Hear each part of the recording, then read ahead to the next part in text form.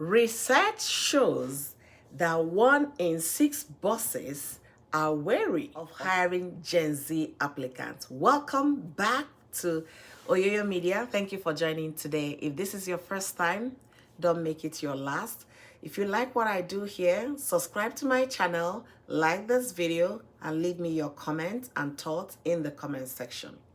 All right, so today I'll be talking about the Gen Zs and why, people are wary of hiring them into employment. And research also is showing that 1 out of 7 might avoid hiring Gen Zs in the next year. Why? What is it that Gen Zs are doing that employers are concerned about? Research is finding that bosses are firing Gen Z graduates just months after hiring them. What does that mean? Why are they hiring and firing? What are the Gen Zs doing? We'll be looking at some point that is generating this result, one of which is lack of initiatives. How? Gen Zs are smart, right? Yeah, but is that what the employers are talking about? Let's see their reason why they said lack of initiative. 50% of surveyed leaders, when I mean leaders, employers, feel that new graduates are not showing the drive employers are looking for. What do you mean by that? Gen Zs, they call them Gen Z baddies, they Gen Z this, Gen Z that. Employers are beginning to complain that they don't show that kind of drive that is expected, for a new hire, for an applicant. What do you mean drive? The millennial, if they are seeking for, employment, they are seeking for employment because they want to get the employment, because they feel that that is the right way to make income. That is the only way to make income. But this new generation, the Gen Zs, they know working 9 to 5 is not the only way to make income. So if you want to overburden them, they are very ready to leave. So that kind of enthusiasm, someone trying to get a job, and you appear for an interview, you want to secure the job. Well, for Gen Zs, they might walk in there casually. And if they hire them, fine. If they don't, they will go into content creating. They will go into influencing. There are so many other options for them to make money. And that could be the reason, behind this lack of enthusiasm for employment. Another thing they talk about is unprofessional behavior. If you know Gen Zs, them and acronyms are 5 and 6. Okay, they use those shortened words to exchange greetings. For example, you ate, is not given. Things like that, those are very unprofessional words for you to use in an employment setting, right? And these are the things that the employers, the bosses are complaining about. Okay. I know you'll be saying, oh, yo, what is this? But that's fact. This is from a survey. They even said that they are not adhering to workplace norms like punctuality, like appropriate language or attire. I'm going to give 1 or 2 examples. A Gen Z might feel very comfortable on his tracksuit and they might want to wear that to work. They might feel very comfortable on their hoodies and they might want to wear that to work. They might feel comfortable on their jeans and shorts. They might want to wear that to work. And if you're working in a professional setting that requires formal dressing, you know what I'm talking about. This is completely way out of line for the employer. And that's what the employer will not tolerate or allow in his organization. So them using, languages that are not, appropriate for the workplace. Those are not what your employer will understand. What's you ate? This generation, they carved out their own slangs, they carved out their own words, and they take those words to, professional places. They take them to churches.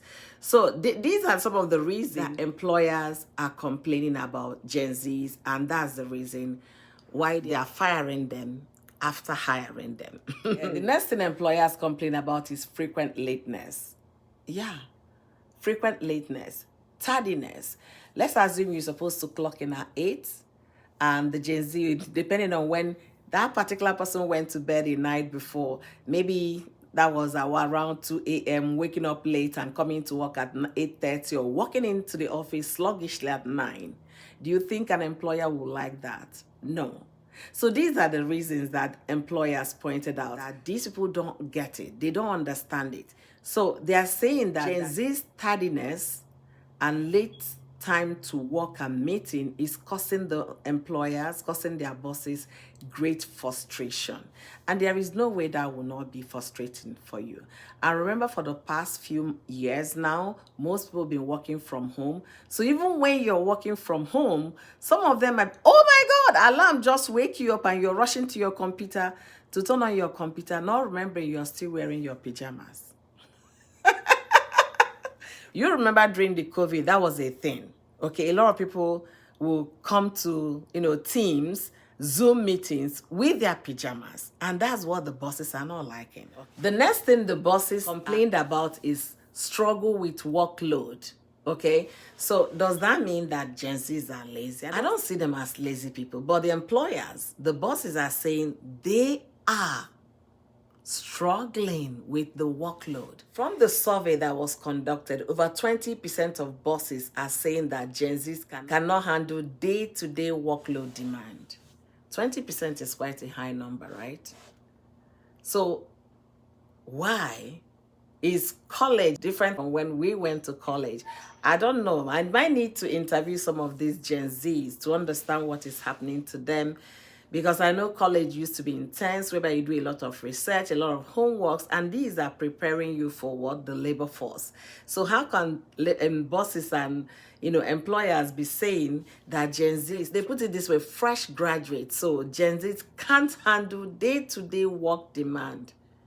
Let me know what you think in the comment section, by the way. One of the things they said is poor communication. I know that part is definitely too. Poor communication.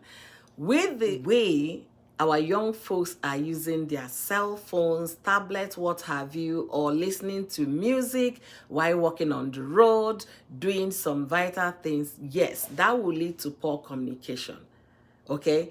And then when they even try to communicate through emails, what do they write? Are they using emojis to communicate? So it's actually horrible. Bosses and leaders are complaining on the way new hires convey information, both written and verbal.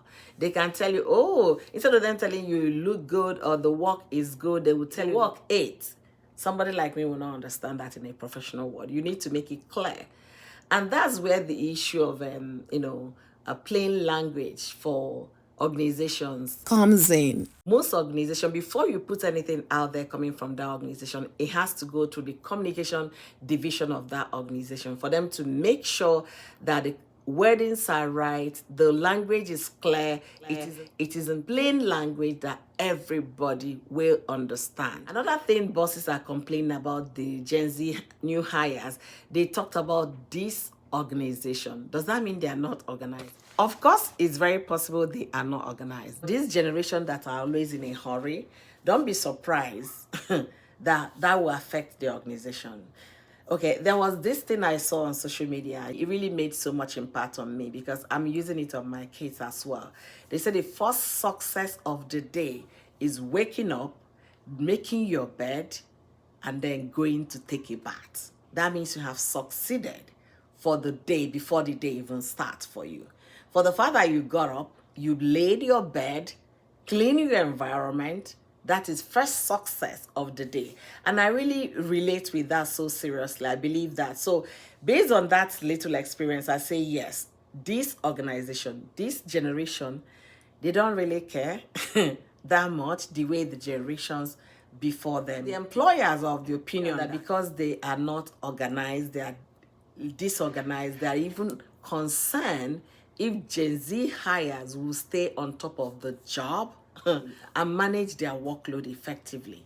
So if you're not organized, there is no way you'll be able to go through your day-to-day, work demand and then manage a team if a team is handed over to you correctly. It's gonna be a little difficult. Let me know what you think in the comment section. Do you think these bosses are as really saying the truth, or do you think they want things to remain the way they used to do things, the way they know things should be done? Let me know what you think in the comment section. Some of these things I discussed from a survey conducted by, employers of labor, leaders of organizations, and these are things they shared that they are worried about, that is making them fire the new graduates, which are the Gen Zs, the moment they hire them. However, there are still ways to kind of ameliorate the problem. Yes, there are ways to help it, because definitely the Gen Zs are replacing the aging force population. A lot of people are retiring, the Gen Zs are coming in. And one of those ways is to have some unit in the organization. For example, I talked about communication unit. Communication unit or division can actually mandate every flow of information, especially external information, must go through them to make sure everything is written correctly, the right words said, not emojis, okay? And again, respectful workplace policies should be put in place, whereby you put out the dress code for the organization. If you put out the dress code for the organization, of course, they have to comply. You're making some effort as an employer of labor to put those things in place as a guideline. Another thing I would say, annual training.